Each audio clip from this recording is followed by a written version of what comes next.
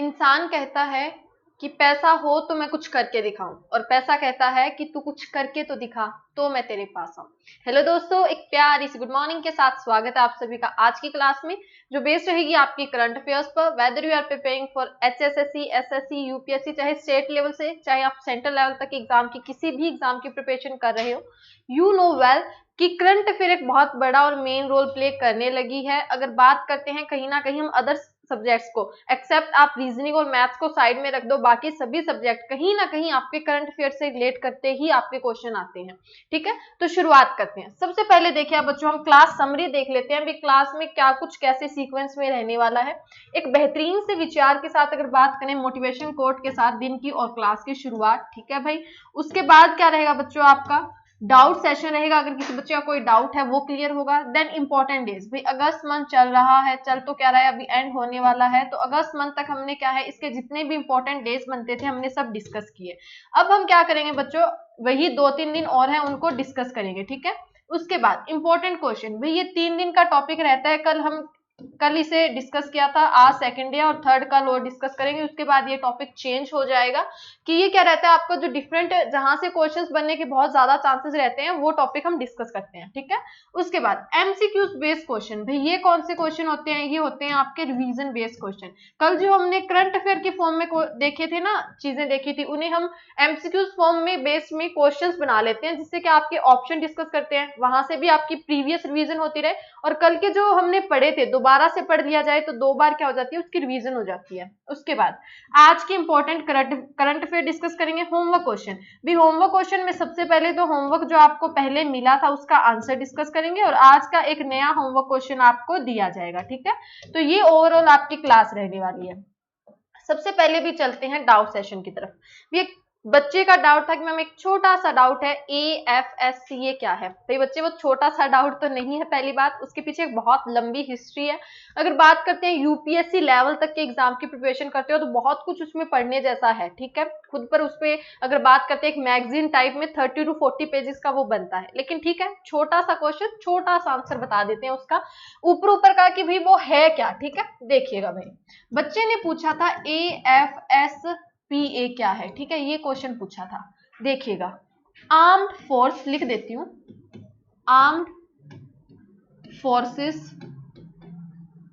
Special power act, और कौन सा एक्ट भाई, 1958। अगर यही है तो बता देना, अभी आपको आपका डाउट क्लियर हो गया। ठीक है, अदरवाइज मुझे तो यही लगा था जब मैंने ये वर्ड पढ़ा था AFSPA। ठीक है, अब देखिएगा क्या है, armed forces special power act 1958। इसके पीछे की कहानी बता देती हूँ भाई।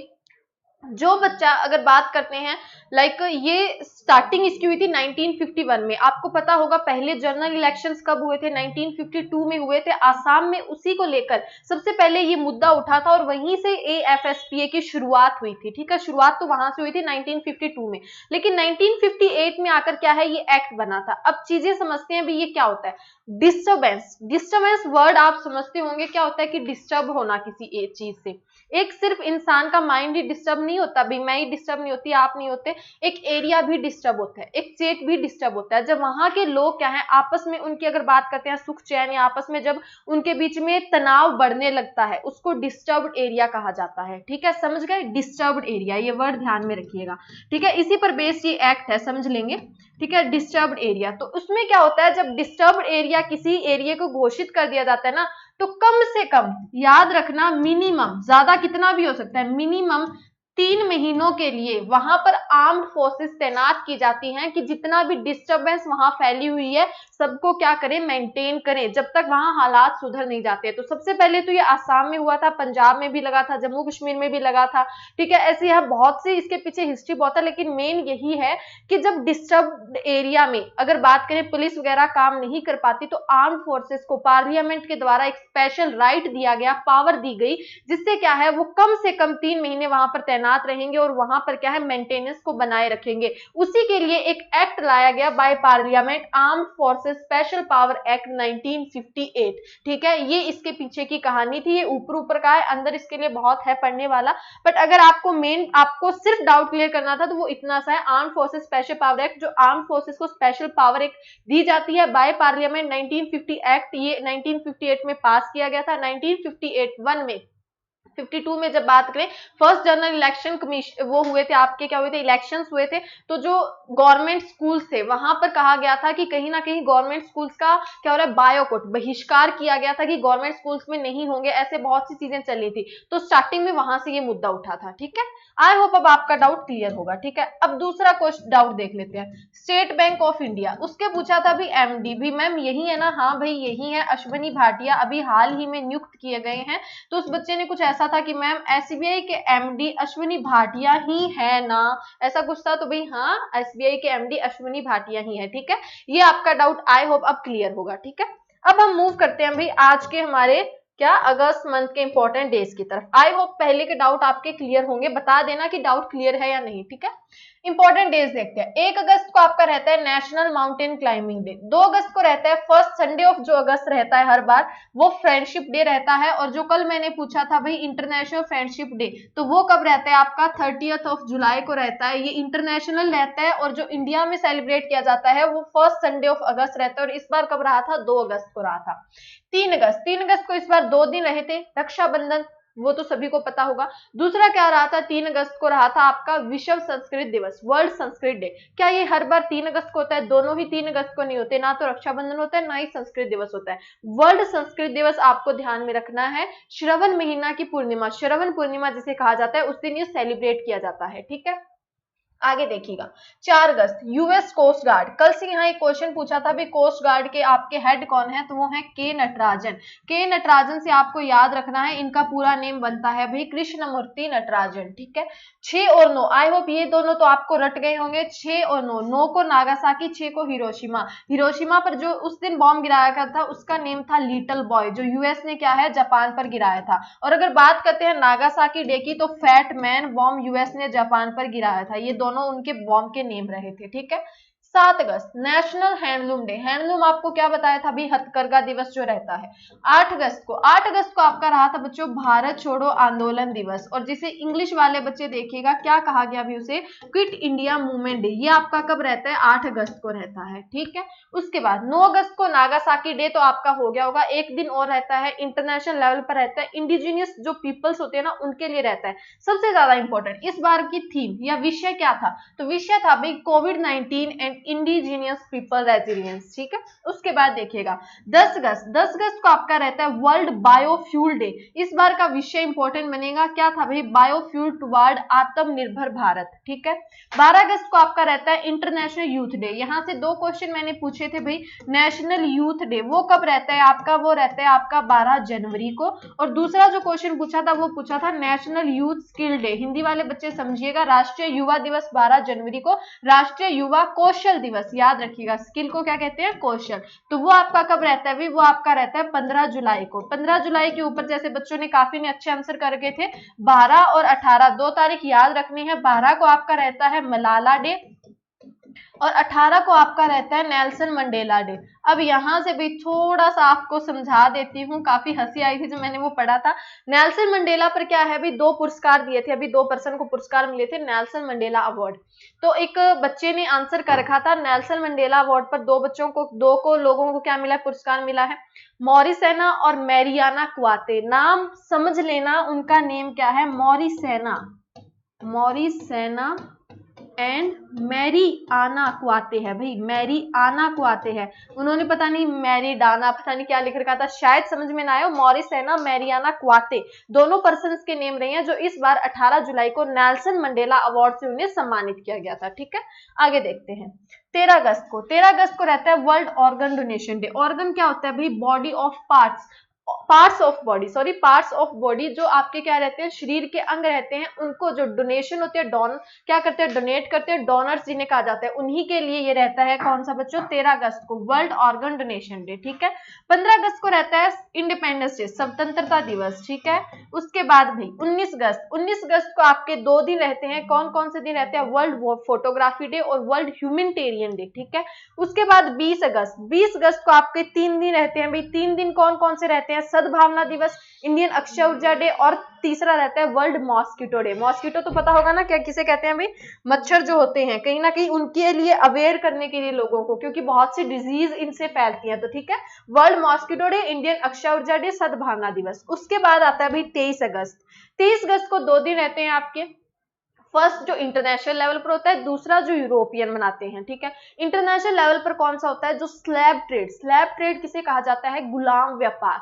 ठीक है, उसका और उसके बहिष्कार, बायोकॉट कहते हैं या फिर अबोलिशन कहते हैं जिसको। ठीक है, तो international day for the slave trade and it's abolition जो आपका 23 अगस्त को रहता है। दूसरा यूरोपियन डे जो किसके लिए रहता है, विक्टिम्स, उनकी याद में। कौन से विक्टिम्स भाई, जो स्टैलिनिज्म और नाजिज्म के रहे थे। ठीक है, ये दोनों दिन आपके कब रहते हैं, 23 अगस्त को रहते हैं। 26 अगस्त को आपका रहता है वुमेन इक्वालिटी डे। ठीक है, वुमेन इक्वालिटी डे मतलब क्या रहा कि महिलाओं के समानता के अधिकार के लिए अवेयर करने के लिए एक दिवस मनाया जाता है। वो कब रहता है बच्चों, वो आपका रहता है 26 अगस्त को। उसके बाद रहता है भाई 29 अगस्त को रहता है राष्ट्रीय युवा दिवस, राष्ट्रीय खेल दिवस, नेशनल स्पोर्ट्स डे। तो नेशनल स्पोर्ट्स डे आपका कब रहता है, 29 अगस्त को रहता है। उसके बाद आता है 30th ऑफ अगस्त, 30 अगस्त को आपका कौन सा रहता है, स्मॉल इंडस्ट्री डे। ठीक है, ये ओवरऑल डेज आई होप आपको याद हो गए होंगे भी, इतनी बार हमने पढ़ा है। ठीक है, तो अब हम देख लेते हैं बच्चों, जो 3 दिन का टॉपिक रहता है, कल हमने इसे डिस्कस किया था, आज इसका सेकंड डे है, तो देख लेते हैं भी क्या रहा।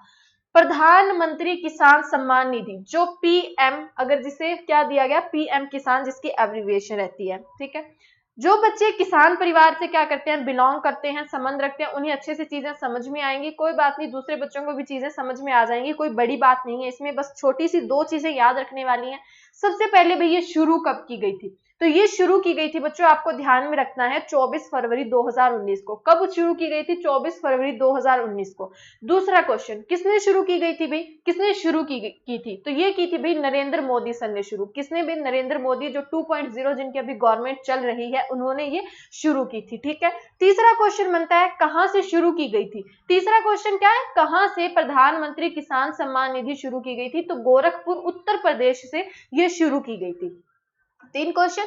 फोर्थ क्वेश्चन जो पीएम किसान योजना से बन सकता है वो ये कि इसमें कितना अमाउंट या कितनी राशि आपके क्या है, किसानों की मदद के लिए दी जाती है, तो टोटल 6000 रुपए इसमें दिए गए थे। ठीक है, अब 4 क्वेश्चन हो गए। 5वां क्वेश्चन जो यहाँ से बनेगा कि कितनी इंस्टॉलमेंट्स में दिए गए, टोटल 6000 रुपए, कितनी इंस्टॉलमेंट में, 3 इंस्टॉलमेंट में, तो तीनों इंस्टॉलमेंट में 6000 को बांट लो, 2-2 हजार रुपए पर इंस्टॉलमेंट इसमें दिए गए थे किसानों को, और किसानों की क्या है, ये सहायता के लिए पीएम किसान सम्मान निधि लाई गई थी। ठीक है, बस ओवरऑल इतना सा था, इतनी सी चीजें आपको 5 क्वेश्चन यहाँ से इंपॉर्टेंट याद रखने हैं। ठीक है, अब हम मूव करते हैं भाई हमारे आज के पहले क्वेश्चन की तरफ, जो एमसीक्यूज बेस रहने वाला है आपका। देखिएगा, हमने पहले की थी ना प्रधानमंत्री मुद्रा योजना। ठीक है, सबसे पहले इसे थोड़ा सा और समझ लेते हैं। प्रधानमंत्री मुद्रा योजना में 3 टाइप के क्या थे भाई, आपके लोन थे, शिशु, किशोर, तरुण। यही पढ़े थे ना, हमने पढ़े थे अच्छे से, 3 दिन हमने डिस्कस किया था। अगर आपको 50,000 या 50,000 से कम का चाहिए, 50,000 और इसके क्या 5 लाख के बीच का चाहिए, उसके बाद 5 लाख और 10 लाख के बीच का चाहिए, ये ऐसे डिवाइड किया गया है कैटेगरी में। ठीक है, प्रधानमंत्री मुद्रा योजना के अंडर 3 टाइप के लोन मिलते हैं। अब यहां से क्या है, ये महिलाओं को भी लोन देने का, लोन प्रोवाइड करने का इसके अंदर काम किया जाता है, महिलाओं के सशक्तिकरण के लिए। तो क्वेश्चन हाल ही में ये रहा कि अभी हाल ही में क्या है, राज्यसभा सरकार, मतलब क्या रहा, जो अपर हाउस जिसे कहा जाता है, उसने एक रिपोर्ट सौंपी। उसने कहा जी कि जो गवर्नमेंट ऑफ इंडिया की स्कीम है ना, प्रधानमंत्री मुद्रा योजना, इसके अंडर अभी हाल ही में क्या है, ऐसा कौन सा राज्य रहा जिसमें सबसे ज्यादा महिलाओं को क्या दिया गया है, ऋण दिया गया है इस योजना के अंतर्गत। क्वेश्चन यही रहा, देखिएगा वित्त मंत्रालय द्वारा राज्यसभा को उपलब्ध कराए गए आंकड़ों के अनुसार किस राज्य ने महिलाओं को ऋण देने में प्रधानमंत्री मुद्रा योजना की सूची में सबसे ऊपर रहा? क्वेश्चन यही रहा। तो आपका क्वेश्चन का आंसर क्या रहा भाई? क्वेश्चन का आंसर रहा तमिलनाडु। तमिलनाडु सबसे टॉप पर रहा है और वेस्ट बंगाल आगे सेकंड पर, दो और देश रही है, कोई बात नहीं, राज्य रहे हैं। आपको मेन याद रखना है तमिलनाडु टॉप पर है PMMY में, वुमेन को लोन प्रोवाइड करने में। ठीक है, अब देखिएगा भाई तमिलनाडु के सीएम कौन है? एडप्पाडी के पालनस्वामी है, गवर्नर बनवारी लाल पुरोहित है। और ओडिशा की अगर बात, तमिलनाडु की बात करते हैं तो मद्रास हाई कोर्ट है इसका। हाई कोर्ट अगर बात करें जो हर एक राज्य का होता है, तो मद्रास हाई कोर्ट इस पर वर्क करता है। और अमरेश्वर प्रताप सिंह कौन है भाई? यहाँ के चीफ जस्टिस है। कर्नाटका चीफ मिनिस्टर कौन है? BS येदियुरप्पा है। गवर्नर बाजूभाई पाला है और कर्नाटका हाई कोर्ट है। और अभय श्रीनिवासन ओका कौन है भाई? यहाँ के अगर बात करते हैं चीफ जस्टिस हैं। वेस्ट बंगाल की बात कर लेते हैं भाई। वेस्ट बंगाल की बात करें तो सीएम कौन रहे भाई? ममता बनर्जी मैम रहे। गवर्नर जगदीप धनखड़ है और कलकत्ता हाई कोर्ट के अंडर ये आते हैं। और थोथाथिल B राधाकृष्णा यहाँ के कौन है? चीफ जस्टिस हैं। ठीक है, ओडिशा के चीफ मिनिस्टर है नवीन पटनायक, गवर्नर है गणेशी लाल ओडिशा हाई कोर्ट के अंडर। और मोहम्मद राफी कौन है भाई? यहाँ के चीफ जस्टिस हैं।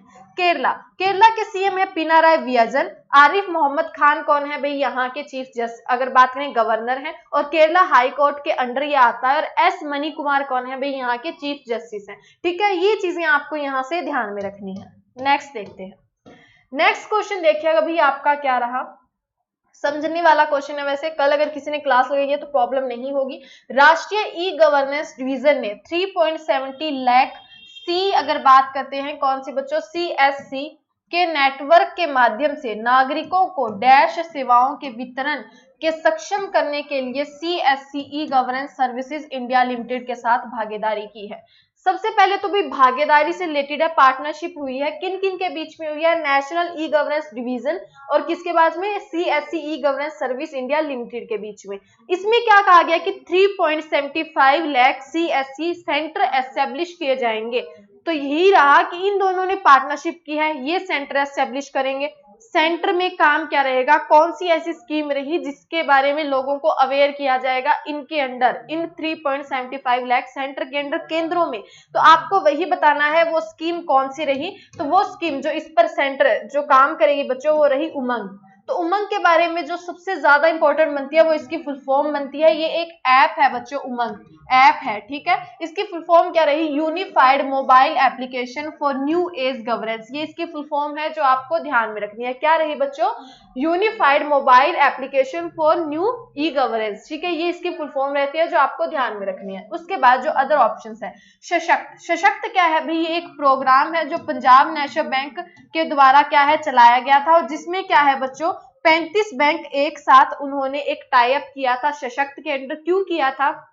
जो बच्चों 50,000 से ज्यादा लोन जिन्होंने ले रखा था और वो डिफॉल्ट हो गए थे, मतलब वो नहीं दे पा रहे थे, तो उन्हीं के अंडर क्या है कहीं ना कहीं रिकवरी करने के लिए एक क्या है प्रोग्राम शुरू किया गया था जिसका नेम था सशक्त और PNB द्वारा ये चलाया गया था। और टोटल कितने बैंक इसमें टाई अप किया गया था? 35 बैंकों ने। ठीक है, सशक्त से आपको इतना याद में रखना है। शहरी समृद्धि उत्सव, शहरी समृद्धि उत्सव की बात करें तो ये ministry of housing and urban affairs की ये क्या रही थी? एक स्कीम रही थी और बीमा योजना रही थी ये। ठीक है, शहरी समृद्धि उत्सव ये एक बीमा योजना है जो ministry of housing and urban affairs द्वारा चलाई गई थी। स्वावलंबन, ये तो आपने सुना होगा स्वावलंबन, ये एक स्कीम आई थी भाई। सबसे पहले तो ये 15 अगस्त 2010 को शुरू हुई थी। इसमें क्या था भाई 2010 और 11, 2011 और 12, 2015 तक क्या है इसमें जो युवा है ना, युवाओं को पेंशन देने के लिए आगे ताकि वो काम कर सके ये स्कीम लाई गई थी। और पेंशन स्कीम किसकी थी भाई? ये गवर्नमेंट ऑफ इंडिया की थी जो 15 अगस्त 2010 को शुरू की गई थी। ठीक है,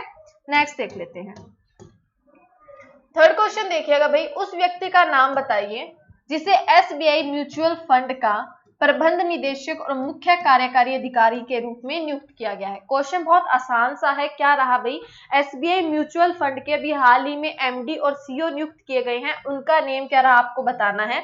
तो उनका नेम क्या रहा भाई? जी सतीश रेड्डी। जी सतीश रेड्डी, हाल ही में इनको एक्सटेंशन मिला है। ठीक है, अगर बात करते हैं ये साइंटिस्ट हैं, राजीव कुमार, GP गर्ग, राकेश अस्थाना, ये हमने पहले वर्ड्स देखे हैं। अब देख लेते हैं अभी इनके पीछे की कहानी क्या है। देखिएगा, विनय टॉन्से। विनय टॉन्से क्या है? SBI जनरल इंश्योरेंस के भी हाल ही में एमडी/सीईओ नियुक्त किए गए हैं। एसबीआई म्यूचुअल फंड फाउंड कब किया गया था? 1987 जून में। और एसबीआई म्यूचुअल फंड का हेडक्वार्टर का है मुंबई महाराष्ट्र में। एसबीआई आपका कब 1955 में फाउंड किया गया था और मुंबई महाराष्ट्र इसका क्या है बच्चों? हेडक्वार्टर है। इतनी चीजें क्लियर होंगी। जी सतीश रेड्डी की बात करें तो डीआरडीओ के चीफ हैं। डीआरडीओ का हेडक्वार्टर न्यू दिल्ली में है। ठीक है, क्या रहा? Defence research development organisation. Rajiv Kumar election commissioner बने हैं भाई। ठीक है, उसके बाद जीपी गर्ग की बात करें तो सेबी के न्यू एग्जीक्यूटिव डायरेक्टर बने हैं। Rakesh Asthana border security force के नए डायरेक्टर जनरल नियुक्त किए गए हैं। नेक्स्ट क्वेश्चन देखिएगा, इंग्लैंड के उस खिलाड़ी का नाम बताना है। सबसे पहला तो क्लियर हो गया भी वो खिलाड़ी इंग्लैंड से बिलोंग करता है जो क्रिकेट के इतिहास में, दूसरा भी वो क्रिकेट से रिलेटेड है। इतिहास में 600 टेस्ट विकेट लेने वाले पहले तेज गेंदबाज बन गए हैं। सिंपल सा क्वेश्चन रहा। इनके नेम पर एक खिताब गया है। कौन सा खिताब गया है भी? ये इंग्लैंड से बिलोंग करते हैं, क्रिकेट है और इन्होंने क्या है टेस्ट मैच में 600 विकेट लेने का सबसे तेज गेंदबाज का खिताब इन्होंने जीता है। अब आपको बताना है इनका नेम क्या रहा। तो भाई इनका नेम रहा जेम्स एंडरसन। बाकी देख लेते हैं हम आंसर में क्या रहा। ठीक है, इनका नेम रहा जेम्स एंडरसन। अदर ऑप्शन देखिएगा, सोफिया पोपोव। भाई पहले तो इनको ध्यान में रखना है, ये जर्मन से बिलोंग करती हैं और गोल्फर हैं। ठीक है, गोल्फर हैं, जर्मन से बिलोंग करती हैं, गोल्फर हैं। इन्होंने क्या जीता है भाई? Women British open 2020। अभी हाल ही में क्या है? वुमेन ब्रिटिश ओपन 2020 हुआ था, जिसमें क्या है सोफिया पोपोव ने जीता है ये, और ये जर्मन से बिलोंग करती हैं और पेशे से गोल्फर हैं। ठीक है, आगे देखिएगा, तीनों देखिएगा भाई आईसीसी हॉल ऑफ फेम।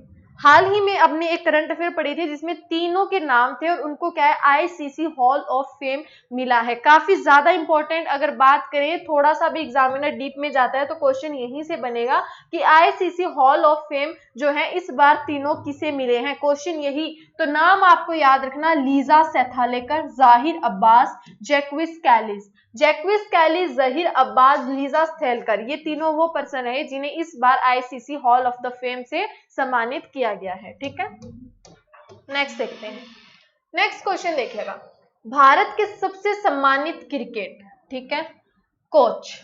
सबसे पहले तो भाई वो कौन है? कोच है, क्रिकेट से बिलोंग करते हैं, भारत के हैं, वासु प्रांजपे। जिनका नेम क्या रहा? वासु प्रांजपे। पर आधारित पुस्तक का नाम क्या है जो सितंबर 2020 में जारी की जाएगी? तो आपको पता होगा वासु जो क्या रहे बच्चों? वासु प्रांजपे रहे, कोच रहे। उन्हें हाल ही में उनके बेटे ने ये बुक लिखी है और उस बुक का आपको नाम बताना है जो इन पर रहने वाली है और जो क्या है सितंबर 2020 में लॉन्च की जाएगी। आपको बताना है इनमें से कौन सी बुक रही। तो उस बुक का नेम रहा बच्चों क्रिकेट ड्रोना, जो वासु प्रांजपे पर लिखी गई है। किस पर भाई? क्रिकेट ड्रोना, वासु प्रांजपे जो क्रिकेटर क्या है कोच है, इंडिया से बिलोंग करते हैं। ठीक है, अदर बुक देखिएगा, यतीश यादव। यतीश यादव की बात करें तो उन्होंने क्या है एक बुक लिखी, raw a history of India convert operation. ठीक है, वाइस प्रेसिडेंट वेंकैया नायडू भी इन्होंने क्या है ये बुक की अगर बात करते हैं, वेंकैया नायडू जो आपके वाइस प्रेसिडेंट रहे हैं, उन्होंने क्या है जो उनके भाषण है ना, भाषण रहे थे, उस भाषण का क्या है, उन भाषणों का जिक्र इस बुक में लिखा किया गया। सारे जितने भी भाषण है कंपाइल एक बुक में रखा गया है और उस बुक का नाम क्या रहा? Connecting, communicating and changing. ठीक है, उसके बाद अर्जुन सुब्रमण्यम। अर्जुन सुब्रमण्यम की बात करें तो उन्होंने बुक लिखी full spectrum India war 1972-2020। Shri Iyer, ये अय्यर है, ठीक है, श्री अय्यर ने एक बुक लिखी है जो याद रखनी है, who painted my lust red. ठीक है, आपको ये चारों पांचों बुक्स याद रखनी है। अब हम बात कर लेते हैं अभी आज की न्यूज की भी, जो सबसे ज्यादा इंपॉर्टेंट बनी। पहली न्यूज रही दिल्ली से रिलेटेड। हाल ही में जैसे आपको पता है स्टूडेंट्स घर पर बैठे हैं, कहीं ना कहीं उन पर बर्डन बहुत ज्यादा है, माइंड पर फ्रस्ट्रेटिंग सबसे ज्यादा वही हो रही है क्योंकि ऑलमोस्ट सारा शुरू हो चुका है वर्क, लेकिन कहीं ना कहीं स्टूडेंट्स की लाइफ जो है वो एक साल वैसे ही बैक हो गई है। तो उन्हीं के ध्यान में रखते हुए दिल्ली पुलिस, अगर बात करें दिल्ली गवर्नमेंट की, दिल्ली गवर्नमेंट अरविंद केजरीवाल जो क्या रहे बच्चों वहां के सीएम रहे, अनिल बैजल दिल्ली के गवर्नर रहे, इन्होंने क्या किया है एक अभी हाल ही में प्रोग्राम शुरू किया है। इसके अंदर क्या होगा कि YouTube पर वीडियोस मिलेंगी जो जैसे लाइक माइंड रिलैक्सिंग की होगी और YouTube पर वो वीडियोस डालेंगे इस प्रोग्राम के अंदर। अब आपको बताना है भी उस प्रोग्राम का नाम क्या रहा, तो हेल्दी बॉडी हेल्दी माइंड। क्या नाम रहा? Healthy body healthy mind. और ये किसने शुरू किया है? दिल्ली गवर्नमेंट ने शुरू किया है। क्वेश्चन यहीं पर खत्म होता है। देखिएगा भाई, 3 चीजें कौन कौन सी याद रखनी है। Healthy body healthy mind fitness camp कहाँ का रहा, दिल्ली गवर्नमेंट का। दिल्ली के सीएम कौन है भाई, अरविंद केजरीवाल है, और दिल्ली के गवर्नर कौन है, अनिल बैजल है। 2-3 चीजें जो आपकी इंपॉर्टेंट बनेंगी। और इसके अंदर हेल्दी बॉडी हेल्दी माइंड के अंदर क्या किया जाएगा, स्टूडेंट्स के लिए रहा, और इसमें यूट्यूब पर वीडियोस डाली जाएंगी इसके अंदर, ठीक है। नेक्स्ट देख लेते हैं। नेक्स्ट न्यूज की बात करें तो आपके रही नेशनल अवार्ड्स टू टीचर्स 2020, ठीक है। अगर हम बात करते हैं बच्चों, इस बार क्या है, 47th शायद जयंती मनाई जाएगी, तो उन्हीं पर क्या किया गया है कि नेशनल अवार्ड्स टू टीचर्स को राष्ट्रीय पुरस्कार से सम्मानित किया जाता है। इस बार टोटल 47 टीचर्स ऐसे रहे जिन्हें सम्मानित किया जाएगा। 47 के 47 याद करने, याद होंगे भी नहीं बच्चों। हाँ, हमें क्या है कि रटने पड़ेंगे, लेकिन 47 नहीं देखने हैं। सबसे ज्यादा इंपॉर्टेंट जो न्यूज में रहेंगे, सबसे ऊपर का नाम जो सबसे ज्यादा न्यूज में रहेगा, हमें सबसे ज्यादा तो वही देखना है। तो वो नाम कौन सा है देखिएगा, वो नाम रहा बच्चों सुश्री सुधा पेंडुली। क्या नेम रहा बच्चों, मिसेस सुधा पेनुली, मिसेस सुधा पेनुली। सबसे पहले भी ये क्या है, ये टीचर हैं पेशे से, तभी तो इन्हें टीचर अवार्ड मिल रहा है। तो अगर आपको याद रखना है, सबसे पहले तो मिसेस सुधा पेनुली, ये इन्हें क्या है, हाल ही में 2020 के नेशनल टीचर्स अवार्ड से सम्मानित किया जाएगा। और इसके बीच की अब थोड़ी सी हिस्ट्री देख लेते हैं अभी क्यों। वह शिक्षकों के राष्ट्रीय पुरस्कार 2020 के चयनित 47 उत्कृष्ट शिक्षकों में से एक है, ठीक है। अब देखिएगा, उन्हें उनके अभिनव प्रयोगों के लिए चुना गया है, जैसे एकलव्य बर्थडे गार्डन, शिक्षा में थिएटर, एकलव्य ट्राइबल म्यूजियम, कौशल विकास कार्यशालाएं आदि। तो अगर बात करते हैं मिसेस सुधा की, तो इन्होंने क्या है, पेशे से टीचर हैं, और इन्होंने क्या है, बहुत से नए नए इनिशिएटिव्स लिए। ज्यादा एकलव्य के नेम से रहे हैं, एकलव्य गार्डन इन्होंने बनाया था। और अगर जैसे बात करते हैं एकलव्य ट्राइबल म्यूजियम, कौशल विकास थिएटर, शिक्षा में थिएटर, ऐसी चीजें बहुत से इन्होंने न्यू इनिशिएटिव्स लिए थे, जिनके लिए इनका नेम आगे रखा गया। और नेम क्या रहा भी, मिसेस सुधा पेनुली, और इन्हें क्या है, इस बार सम्मानित किया जाएगा टीचर अवार्ड 2020 से। नेक्स्ट देखिएगा, नेक्स्ट रहा भाई, अगर हम बात करते हैं, ये कौन है भाई, पीयूष, अगर बात करें पीयूष गोयल सर रहे। अगर बात करते हैं इनकी, तो इन्होंने हाल ही में क्या है, national GIS enabled land bank system अभी हाल ही में लॉन्च किया है बैंकों के लिए। चीजें समझने वाली हैं, समझेंगे, पढ़ने जितना इतना सा है। क्वेश्चन क्या होगा कि national GIS enabled land bank system किसने लॉन्च किया है, तो वो किया है पीयूष गोयल सर ने। भाई पीयूष गोयल सर कौन है, ये है union minister of commerce and industry. अब देखिएगा भाई, national GIS enabled land bank system क्या है, इसमें क्या है बच्चों, 41 अमाउंट, नंबर याद रखिएगा, 41 ऐसे पार्क और बैंक रखे गए हैं जहां पर क्या होगा, सर्विलेंस रहेगी। अगर बात करते हैं, कैमरा के थ्रू निगरानी होगी, कैमरा के थ्रू सारी चीजें वहां पर क्या की जाएंगी, कैच की जाएंगी। तो ऐसा ही क्या रहेगा, इसमें सिस्टम रहने वाला है। लेकिन हमें वहां पर क्या है, फॉर्म में लिख के नहीं आना, ऐसे नहीं लिख के आना। क्वेश्चन हमें क्या है, स्मार्ट हार्ड के साथ स्मार्ट वर्क लेकर चलना है। क्वेश्चन यही होगा, नेशनल GIS एनेबल्ड सिस्टम सबसे पहले कितने बैंकों पर, 41, जो जिसमें क्या रहेंगी, साइट्स रहेंगी, जगह रहेंगी। और ये किसने किया है, पीयूष गोयल सर ने किया है, जो आपके कॉमर्स और इंडस्ट्री, हिंदी वाले बच्चे, केंद्रीय वाणिज्य और उद्योग मंत्री हैं, ठीक है। इन्होंने ये शुरू की है नेशनल GIS सक्षम लैंड बैंक प्रणाली, ठीक है। नेक्स्ट देखिएगा, नेक्स्ट भाई बात करते हैं योगी आदित्यनाथ की। योगी आदित्यनाथ सर कौन है भाई, मैम ये यूपी के ना CM है। तो यूपी की गवर्नर आनंदीबेन पटेल है, आनंदीबेन पटेल MP की भी है। 2-3 चीजें क्लियर है। अब भाई न्यूज में क्यों है, देखिएगा, योगी आदित्यनाथ ने अभी हाल ही में NRI कौन होते हैं भाई, जो बाहर देश के हमारे लिए होते हैं, नॉन रेजिडेंट्स ऑफ इंडिया। इसमें कुछ एक रूल्स होते हैं कि लाइक जो इंडिया में 167 दिनों से नहीं है, तो उन्हें नॉन रेजिडेंट बना दिया जाता है कंटिन्यू ना। अगर एक साल में एक पर्सन 167 दिनों के लिए नहीं है, तो उन्हें नॉन रेजिडेंट की कैटेगरी में डाल दिया जाता है। वो तो अलग कॉमर्स की चीजें रह गई, उनमें हमें नहीं पढ़ना है। छोटी सी चीज देखिएगा, इसमें क्या कहा गया है कि यूपी ने अभी हाल ही में एक स्कीम निकाली है NRI लोगों के लिए, जिसका स्कीम का नाम क्या रहा भाई, NRI unified portal. NRI unified portal कौन सी राज्य सरकार ने निकाली है, यूपी सरकार ने। यूपी सरकार के CM कौन है भाई, योगी आदित्यनाथ। वहां की गवर्नर कौन है, आनंदीबेन पटेल। क्वेश्चन तो इतना सा ही है, खत्म हो रहा है, थोड़ा सा समझ लीजिएगा। इस पोर्टल में क्या करेंगे, जो NRI लोग होंगे ना, उन्हें अगर किसी प्रकार की समस्या झेलनी पड़ रही है, लाइक मुझे इस राज्य में, मैं उत्तर प्रदेश से बिलोंग करती हूँ, NRI हूँ फिलहाल, मुझे कोई भी समस्या होगी तो NRI यूनिफाइड पोर्टल के जरिए मैं अपनी समस्या का निवारण पा सकूंगी। न्यूज यही रही, ठीक है। नेक्स्ट देख लेते हैं। नेक्स्ट देखिए भाई क्या रही, HDFC बैंक से रिलेटेड। हाल ही में HDFC बैंक ने अभी क्या की है, एक स्ट्रेटेजिक पार्टनरशिप अनाउंस की है अडोब के साथ। अडोब, HDFC तो समझ में आ गया अभी मैम, HDFC तो हम पता है हमें क्या कुछ है। अडोब क्या है, ज्यादा कुछ छोड़ दो। अडोब एक कंपनी है, बहुत बड़ी कंपनी है, शायद किसी बच्चे ने ना सुना हो। एक चीज तो सुनी होगी, आपके पास फोन है, फोन यूज करते होंगे, उसमें देखा होगा अडोब रीडर। लैपटॉप में देखा होगा अडोब रीडर, जो क्या करते हैं, आपको डॉक्यूमेंट्स वगैरह रीड करने में हेल्प करता है, ठीक है, इसकी ऐप होती है। तो यही अडोब क्या है, एक टेक्निकल कंपनी है। इसी के साथ HDFC बैंक ने हाल ही में पार्टनरशिप अपनी क्या है, अनाउंस की है। भाई क्यों की है, थोड़ा सा देखिएगा, to enhance the digital experience of इस customer.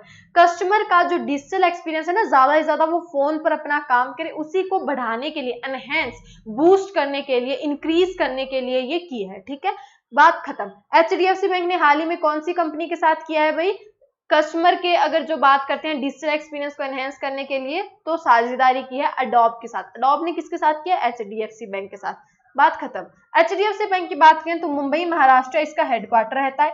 We understand your world, हम आपके संसार को समझते हैं ना। वी अंडरस्टैंड योर वर्ल्ड क्या रहता है बच्चों, HDFC बैंक की टैगलाइन रहती है, ठीक है। इतनी चीजें आपको यहाँ से ध्यान में रखनी है। नेक्स्ट देखिएगा, नेक्स्ट देख लेते हैं। सबसे पहले तो भाई जो रहा Indian institute of technology alumni council, इस ये क्या बना रहा है भाई, वर्ल्ड का लार्जेस्ट हाइब्रिड क्वांटम कंप्यूटर।